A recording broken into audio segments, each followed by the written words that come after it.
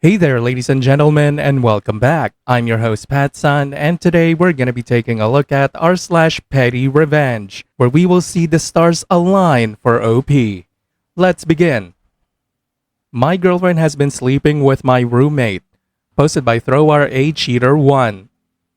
Apparently this has been going on for a while. I've been dating her for over a year and I'll confess I'm not very good in bed, but I try. I love her and I thought our relationship was great. Then last night, I saw her fucking my roommate, my best friend who I thought I could count on. I'm socially awkward so I don't have that many other friends, but I thought I didn't need any more so long as I had him. I saw them openly fucking each other in the living room. I couldn't help but stare in disbelief. Then I heard my roommate tell my girlfriend to keep it down so as not to wake me up.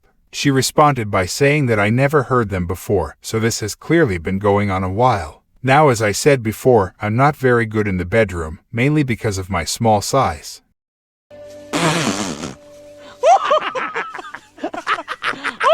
I've always been insecure about this. Seeing my girlfriend cheat on me has amplified this considerably. I don't know what to do. It won't be easy to find a new place to stay and get out of my lease. My family's abusive, so they're not an option. My few other friends are closer to my roommate than me and I wouldn't call them confidants of mine, and I've emotionally invested a lot into my girlfriend. She was my first one. I can't pretend I didn't see what I saw, but I don't know how I can get out of my apartment. And if I do, I'm going to be all alone. I'm already dealing with pain from being betrayed by the two people I thought I could trust and from my personal insecurities. I'm terrified at the prospect of being completely alone as well.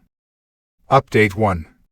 Don't know how to post a link to my original post. You can find it on my profile. First of all, thanks to everyone. While there were some rather unpleasant responses, like the guy who called me a pussy for being upset, or the woman who messaged me to say that if I couldn't satisfy my girlfriend, I should let better men do so because she deserved it, the overwhelming majority were kind and sympathetic. I couldn't respond to most because there were so many, but I assure you, you are appreciated. I talked to my landlord who was sympathetic and offered me another apartment if I continued paying my lease. It's an informal arrangement where I'm still legally residing and paying for my old apartment, but staying in another. As expected, my now former friends took my old roommate's side and I've cut them out of my life. I'm not doing the best I could be mentally. I'm all alone and dealing with personal insecurities, loneliness, and heartbreak. Still, at least I'm out of my earlier situation. I've taken a week off work and arranged to see a therapist. All in all, my situation isn't great, but it's unlikely to get worse and I'm working on improving it.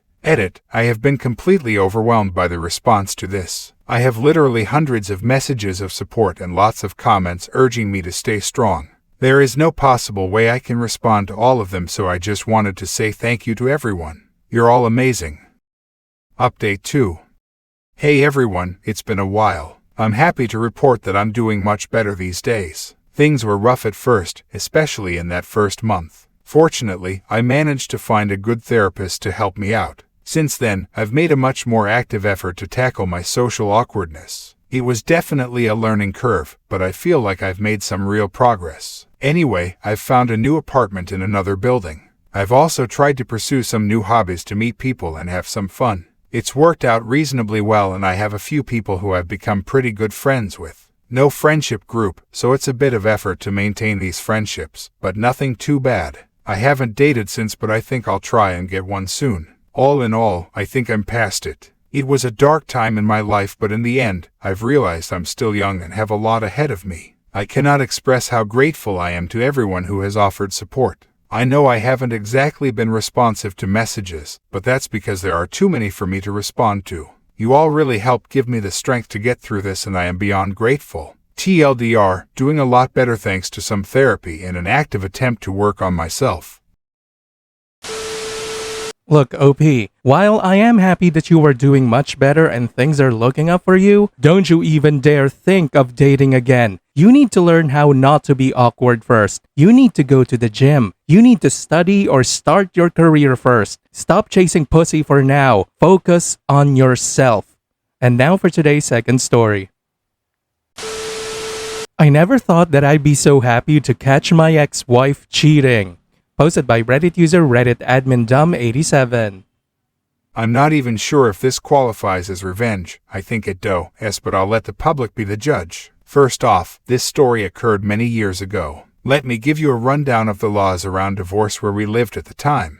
Both parties need to agree to the divorce, unless one party can prove the other party is at fault. This would mean something akin to cheating. There are also other reasons, but cheating falls into this. Now, I honestly shouldn't have married my ex-wife, but I was young, dumb, full of cum. She was pretty and I did what I did.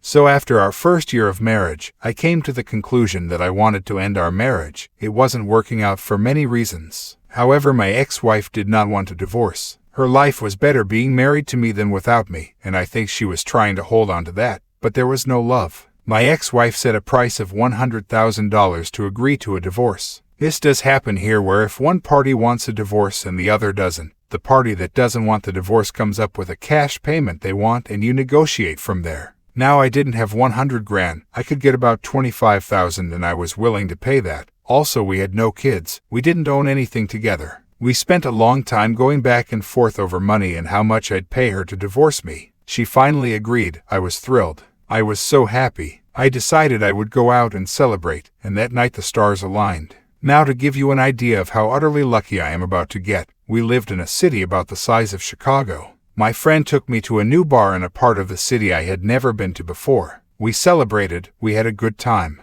I walk out the bar around 2:30 a.m. and it was like fucking Christmas. There was my wife, with another man. I had a hunch she was cheating on me, and I was so happy. She was heading for a taxi and I ran and got into a taxi behind her and told the cab driver to follow them. Much to my enjoyment, the taxi was clearly going to my house. She gets out, I pull out the camera and I get a few pictures of her kissing this man. Once I get the photos, I immediately email them to my work account to protect them, and I get out the car and I approach the two lovebirds. I introduce myself, I thank the kind gentleman, and I make one request. If they want to have sex, don't have sex in my house, but that's all. I then hand her lover my business card. I thank him for all the money he's saved me and tell him if he ever wants to go grab a beer, I'd be happy to buy him a few rounds. I then wish the two lovebirds all the best and go upstairs and head to bed. To say my ex-wife was livid was understatement. However, the next morning she pointed out something, and I have no idea how strong her argument could be in a courtroom, but it did concern me. She said since we already agreed to divorce, it wasn't really cheating, and I would still have to pay her. Well, that afternoon I get a phone call. It's my ex-wife's boyfriend. He apologized for sleeping with my ex-wife. I told him no worries. He then said he'd like to talk to me. We agree to meet up, and we do.